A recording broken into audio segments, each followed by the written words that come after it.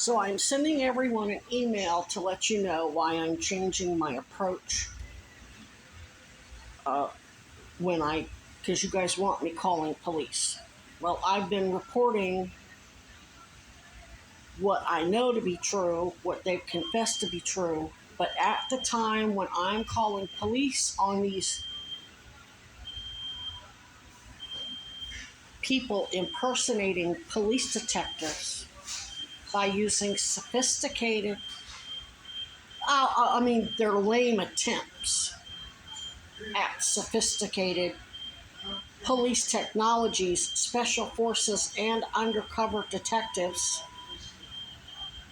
using those technologies to try to gather intel not only on me, but on everyone around me for the purposes of evidence tampering, victim tampering, and it's not being used for good.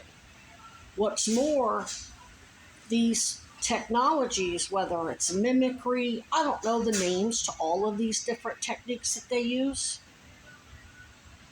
But that is a huge public safety risk. You can't be teaching police, undercover police technologies to people who aren't sworn, who aren't trained.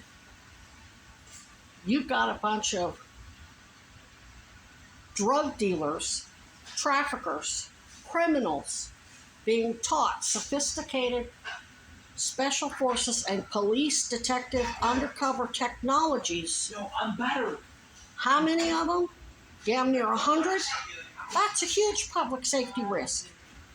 And the fact that they're using them to listen to me and listen to anybody I'm talking to see what they tell me, how they respond to me as a potential target, that takes it to a whole different level. So when I call police, I'm going to be reporting I got morons impersonating law enforcement. And they're getting paid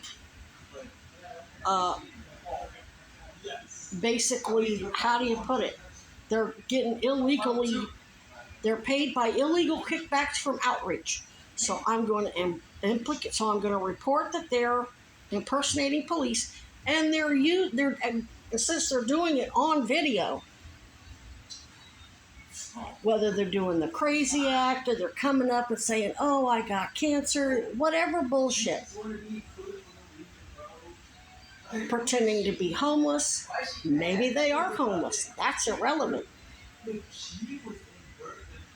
You've got homeless people, drug dealers, being taught sophisticated intel gathering technologies used by police, narco undercovers, and whoever else, being taught to people who aren't sworn, who can't be held accountable as police. I mean, let's put it this way. These undercover detectives, they don't answer to how you hold them accountable. You call what's the Missouri police officers answer to the Department of Public Safety. That's who licenses them. In Vermont, it's the Vermont Commission on Criminal Justice, or whatever it is. I don't know if I got that right.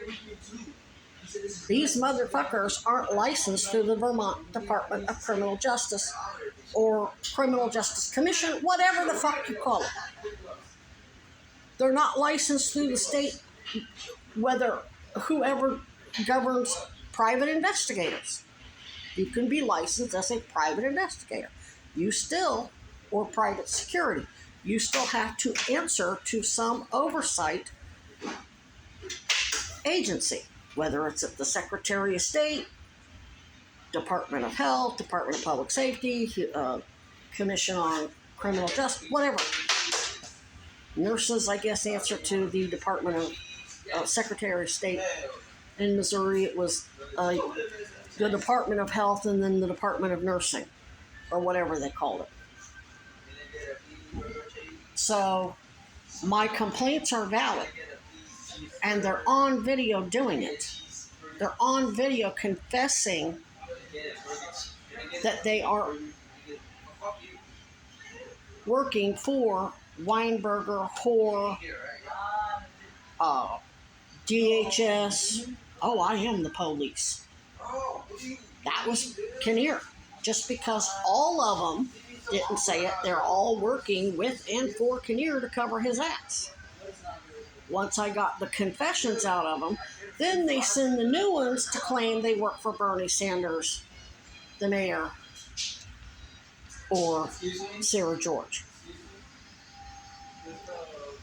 So that takes the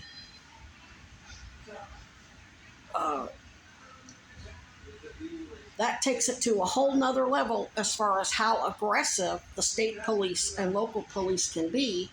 And it also takes it out of Outreach's hands. This is not something Outreach would investigate.